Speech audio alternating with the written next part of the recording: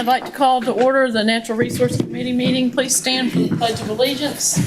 I pledge allegiance to the flag of the United States of America and to the republic for which it stands, one nation, under God, indivisible, with liberty and justice for all.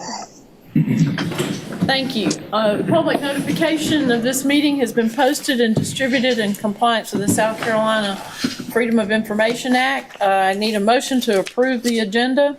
So moved. I have a motion by Councilman Somerville, a second? Second. And a second. With no objection, the agenda is approved. The minutes from August 9th are attached to the agenda. Do I have a motion to approve those minutes? So moved. Councilman Somerville made the motion to approve those minutes. Do we have a second? To approve. I'll second. All right. Chairman Passmont, second. All right. With no objection, the minutes from August 9th are approved. At this time, we will have citizens' comments. There was no sign-in. You just raise your hand and come forward. Okay. I'll recognize Mr. McShane first. If you'll state your name and where you live for the record. Good afternoon, Madam Chairman, council members. First, Mike McShane. I'm actually a resident of Charleston County, but have a land interest in a trustee role here in Beaufort County. But I'm here this afternoon I'm wearing a couple different hats. For disclosure, I am the former chairman of our state DNR board, the current chairman of our state Conservation Bank board. It's in that capacity that I'm here also to bring opportunity to continue to collaborate with County Council in your Rural and Critical Lands program. I appreciate the collaboration I've gotten from your administrator on a number of projects. I'm committing to work with the administrator on looking at some public access properties in the county and to look to partner with Rural and Critical Lands on an opportunity to do so. By doing that, in a conversation earlier, it was indicated that there was no public access in the Ace Basin, which is a third hat, Madam Chairman, I'm wearing as co-chairman of the task force. But I'd like to just the record reflect, actually there is. It's known as the Hollings U.S. Fish and Wildlife Refuge there in Yemassee. And we're looking at ways to expand that capacity. In fact, several of us have invested in acquiring property to transfer over to the Fish and Wildlife to continue to expand that. So I acknowledge that maybe we need to do a better job of promoting the fact that there is currently public access in the Ace Basin, something that I'm delighted that Beaufort County takes pride in being part of as well. In reference to today, your agenda, Madam Chairman, is to bring support from the Ace Basin Task Force for the project that you're going to be discussing in Dale on the purchase of the development rights on what we have classically called the Oak Point project. And so that we support the effort to do that. We think it's an opportunity to balance public access and public benefit. In this case, public benefit, this project will bring a lot to one of the largest unprotected tracts in that part of the Ace Basin, would bring protection of that, but also in your collaboration with the Marine Corps Air Station and the Department of Defense and working through that program with them. We appreciate the fact they have become a new partner in that regard. I remain available at any point if I can answer any questions, and again, reiterate my commitment to work with this council, your Rural and Critical Lands Board, your contractor, BCOLT, and County Administrator Greenway on how we can look at collaborating on some future projects that will come forward as well. Thank you. Thank you, ma'am. Thank you. I failed to mention we have a timer of 3 minutes for public comment, and the other conditions of public comment is every member of the public is recognized to speak shall limit their comments to 3 minutes and observe the following protocol. Address the chairman in speaking, avoid disrespect to council and any personalities, confine themselves to questions under the jurisdiction of the committee and council, and be mindful and respectful of those who are present. So with that said, we'll go on to the next person that raised their hand. I think the gentleman in the back in the yellow shirt, if you'll state your name for the record. Good afternoon. I'm Ray Rawlings. I reside on Ladies Island. Good afternoon, Madam Chairman. I'm a member of the Friends of Fort Fremont Board. I'm one of the original master naturalists who helped organize Friends of Fort Fremont. I and the board of Friends of Fort Fremont strongly favor naming the History Center in memory of Earl Peter Richards. Without Pete Richards, there would be no Friends of Fort Fremont. The Fort Fremont ruins would languish as some mysterious relic. Their significance would be unknown, and there'd be no History Center. In 2007, when Pete organized half dozen master naturalists to help the county assess what could be done with the Fort Fremont property, the prevailing local wisdom in our hometown paper saw Fort Fremont as insignificant. There was no history there, no shot had ever been fired in anger. The county's plan was to simply surround the ruins with a 20-foot high chain link fence and allow the ruins to die of benign neglect. That was what Pete overcame. Today, because of Pete's leadership and efforts, we have established the factual context of the fort and the local, national, and international historical trends. This fort provides a historical snapshot of the state-of-the-art defense and engineering at the beginning of the 20th century. Fort Fremont was to its era what the aircraft carrier was to World War II and what the ICBM was to the Cold War. Under Pete's leadership and guidance, Friends of Fort Fremont has made strides supporting the county. We've tackled safety and maintenance projects at the fort with volunteers. We've provided historical exhibits at local museums. We've provided lectures at USCB and citizen and history groups. We've tackled some educational initiatives with the local schools. We've provided tours that are given regularly by volunteers. Signs have been designed and made that provide information on the history and the local coastal flora. Video and tour apps are now available for the public. A scale diorama, which is quite unique, provides a picture of the entire fort in 1905. It has been painstakingly recreated using period Army photographs and engineering drawings of the time. None of this would have happened without the vision and leadership of Pete Richards. Friends of Fort Fremont will provide a plaque that explains the significance of Pete and how it ties into the Friends of Fort Fremont and the History Center.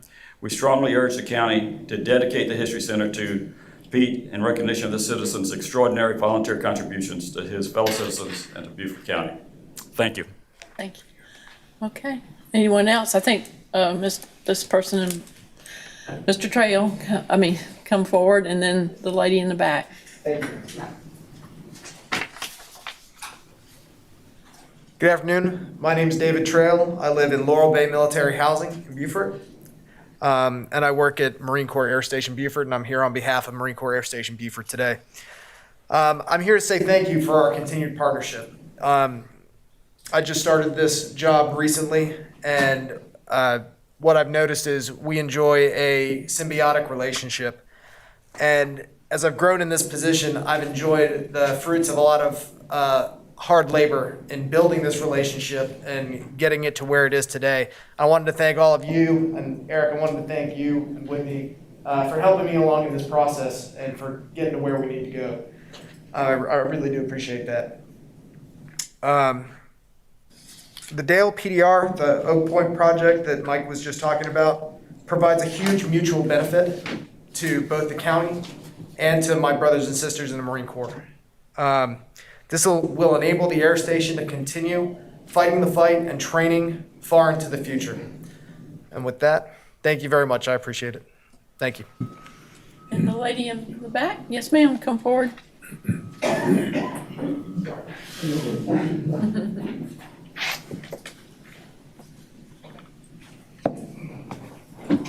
Good afternoon. I'm Marion Rawlings. I'm one of the original master naturalists who was involved with Pete in formation of the Friends of Fort Fremont. And I want to speak to the subject of Fort Fremont. There was a time in Beaufort that Fort Fremont was thought to be insignificant by many people. Pete Richards changed all of that. He started and inspired the Friends of Fort Fremont to dig into the history of this fort. And the Friends of Fort Fremont found that Fort Fremont is important. It represents the end of 350 years of forts protecting Port Royal Sound. It was part of the national fortifications providing homeland defense at the turn of the 20th century. It was operating at the dawning of the Coast Artillery. It was in operation at the start of the U.S. Blue Water Navy. Earl Peter Richards was a decorated Navy veteran of the Vietnam War who operated as an intelligence officer on a patrol boat along the Mekong River. He had 135 combat patrols in that country. He recently died as a result of his exposure to Agent Orange in the Vietnam War. Pete Richards was a community activist who worked full-time to make this community a better place.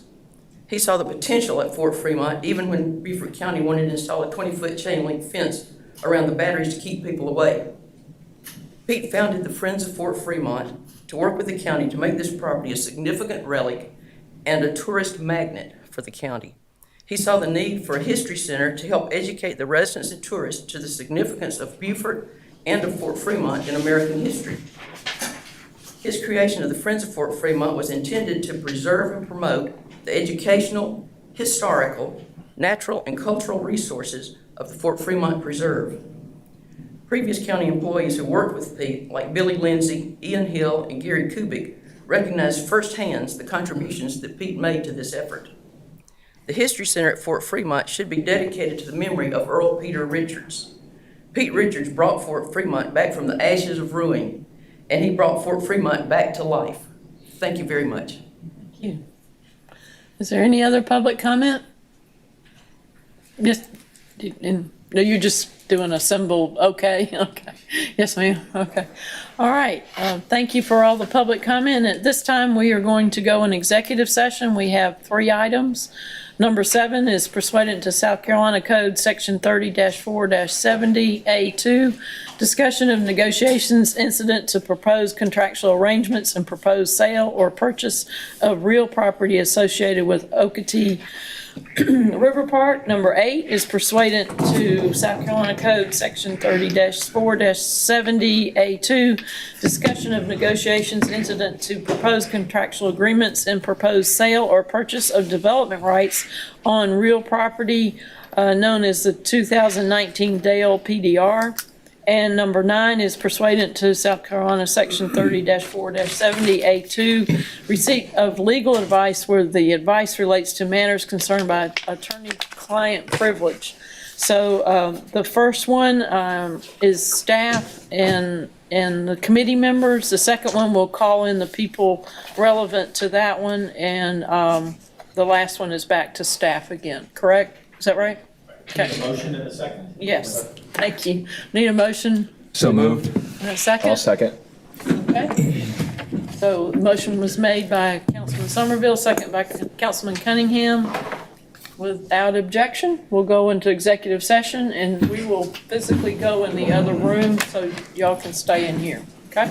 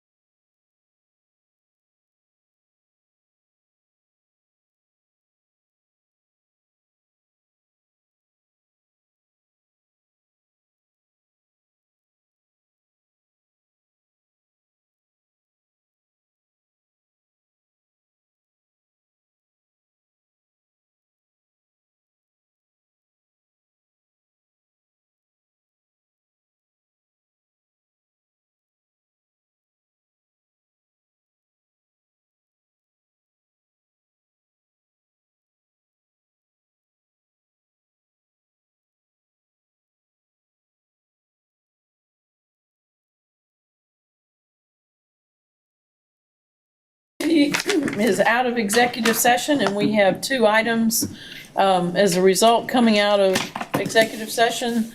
One is concerning number 8, which is the 2019 Dale PDR. Do I have a motion for any action on that one? I'll make the motion. And your motion is I'll second. to go forward with it to full council? Correct. All right, and I hear a second. Second. All right, I think we need a roll call vote on whether to take this forward. So we'll start with the maker of the motion, who was Joe Passament. How do you vote? Yes. Yes. Do we need to have discussion before? Any discussion? No, just, I want to make sure you were dealing with number 8. We're dealing with number 8, the Dale. Okay. Okay, is there any discussion before we take the vote? I'm sorry. This, my comment, Madam Chairman, I'm gonna support the motion, but I do not like the square footage and of buildings on this property, and I wish that I'd known that earlier. So I don't like that, but I'm gonna support the motion going forward. Okay, the maker of the motion was Chairman Joe Passament. How do you vote? Yes. The second I heard first was from Councilman Cunningham. How do you? Yes. All right, let's go down the roll. Councilman McClellan, I'm unalterably opposed and I vote no. okay. Councilman Dawson, Vice Chairman. No. All right. Councilman Glover, Yes. Councilman Somerville. Yes. All right, and the chair vote. Oh, Councilman Rodman. Yes. Councilman Cunningham's online on the phone. She already got it. He did vote. Councilman Cunningham did vote. Okay, Councilman Rodman voted yes, and the chair votes yes. So the vote is 6-2. All right. So it will go forward to full council. Thank you. The second thing coming out of executive session is advice we received regarding from our attorney, and we will have a motion going forward to full council on that. Do I hear a motion regarding number 9? Thank you, Madam Chairman. I'd like to recommend denial of the recommendation of the June 7th Planning Commission to amend the 2010 Comprehensive Plan. All right. Do I have a second? I'll second it. Okay, Councilman Dawson, second. Any discussion? Okay, hearing none. Is there any opposition, any by objection? All right, hearing none, this will go forward as a negative recommendation regarding the June 7th Planning Commission meeting to amend the comprehensive plan. Madam Chairman, did we not discuss item number 7 and said we were going to have a decision about that? Well, we advised staff what we wanted them to do, so they will go Correct. forward with that. So, yes, so I we don't should think we- let the public know that as a result of discussion, we have advised staff to continue Negotiations, negotiations as per our discussion in executive session. there's no vote required for that. Right. Okay, we have handled matters arising out of executive session. Number 11 is a text amendment to the Community Development Code, Section 3.1.60 and Section 4.1.190, Recreation Facility Campgrounds to revise the campground standards. And Mr. Merchant is going to present that. Okay. Well, what we have before us are a series of amendments to primarily to Article 4 of our Community Development Code that deal with campground standards. Just to give you a little bit of background, back in 2018, the Planning Department initiated a series of amendments to these standards, And that was largely in response to growing popularity of luxury RV resorts, where we realized that there was our single definition of campground encompassed everything from the most primitive, low impact campground to some of these that are more like resorts that have large amenity centers and a large number of units. And so we wanted to make sure that we drew those distinctions and, targeted the appropriate campground for the appropriate parts of the county, appropriate zoning districts. Those have been in place for 3 years. We realized in administering the code that there are a few issues that we wanted to clean up in these standards. And so we're coming forward with just a series of amendments. One of the things is that we introduced a limit to the length of stay for somebody in a campground. We have some language that would clear up a loophole. I think the criticism was if you say you could stay 30 days and no longer, somebody could easily take their unit out, turn around, and go right back in. And so the language now has a maximum number of days per 30 days so that somebody couldn't game the system with that requirement. We cleared up some discrepancies between the use table and Article 4 that kind of led to some confusion with the code. We require a 100-foot wide opaque buffer in all 3 campground types. Semi-developed and developed campgrounds are required to be served by public sewer and water. I think before there was kind of a blurred distinction between primitive and semi-developed. And what this did was we drew a real distinction. Primitive campgrounds are not on public water or sewer. We limited the number of units based on, working with DHEC to see what typically in rural areas when they permit campgrounds, what is the maximum capacity for on-lot septic systems that handle the sewer requirements. And they said anywhere between 12 and 15. And so we chose 15 as a maximum for the primitive campgrounds. The other thing is that when we looked at the impact of campgrounds, we realized that the old language had a lot of different restrictions on the class of RV or the length of the vehicle. And we removed those distinctions, looking more at the number of units is really the driving factor for the impact of the campground.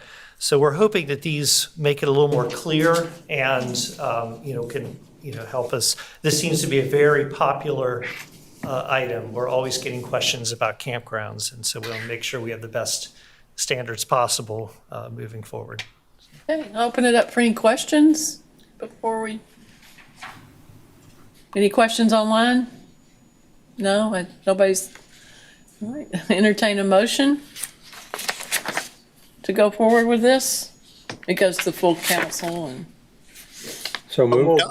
Yeah, I'll second that it should be Okay. moved on to full council. All right, Councilman Somerville made the motion and it was seconded by Councilman Passament. That was Dawson. Councilman. Yeah. Councilman Dawson, okay. Second by Councilman Dawson. Do I hear it? Without objection, this will go forward to full council? All right, thank you. That's good.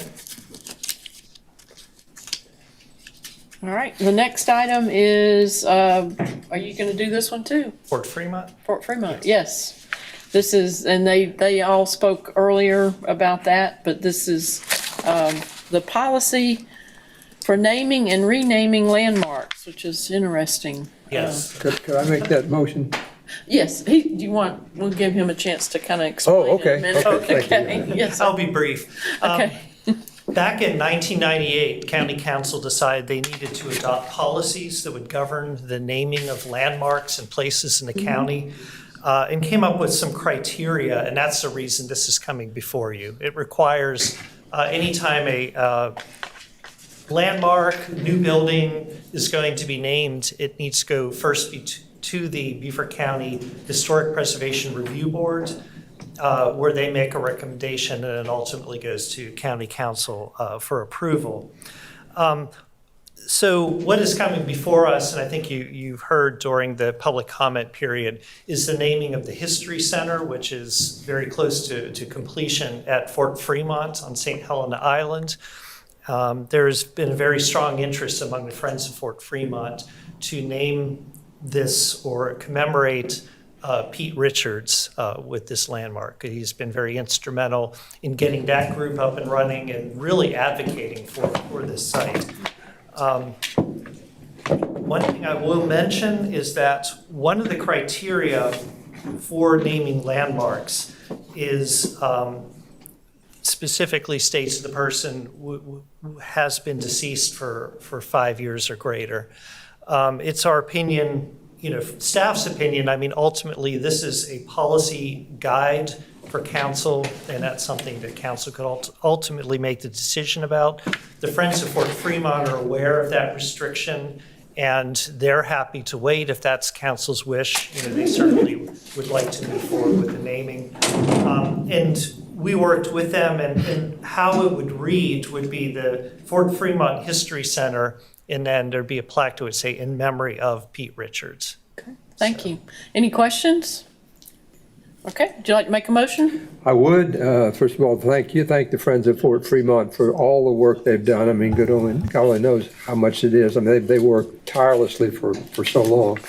And Pete was, as was said many times, was the spearhead, the driving factor behind all of this. So I make the motion to proceed with the item 12 on the agenda and rename the Fort Fremont Interpretive Center to the Fort Fremont History Center in memory of Pete Richards. Do I have a second?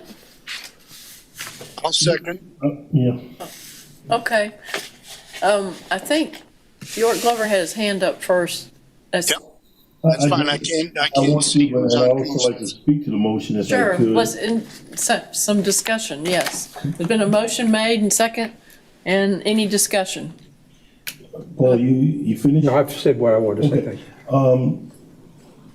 Thank you. With the policy we have, is an old policy, and I don't have a real problem with that policy. However, there are other buildings in the county that warrants also some consideration for naming, and they are subject to the same policy.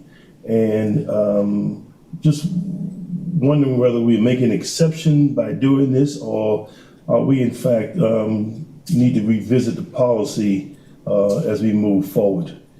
That's my concern, because I do support the policy, the recommendation, and I'm hoping that there may be some others for consideration as well. I do understand the longevity, allowing for a deceased person, and if anything negative comes up about that person, it may be something that we may want not to name something after. But I think in cases like this here, where we know about a person and know their history and they've been good citizens of this community, I think it's an honor to do so. So that's the only comment I want to make at this time. Thank you. Does this policy fall under under planning, this policy? I think we kind of assumed it did because it goes to the Historic Preservation Review Okay. Board, which is one of our.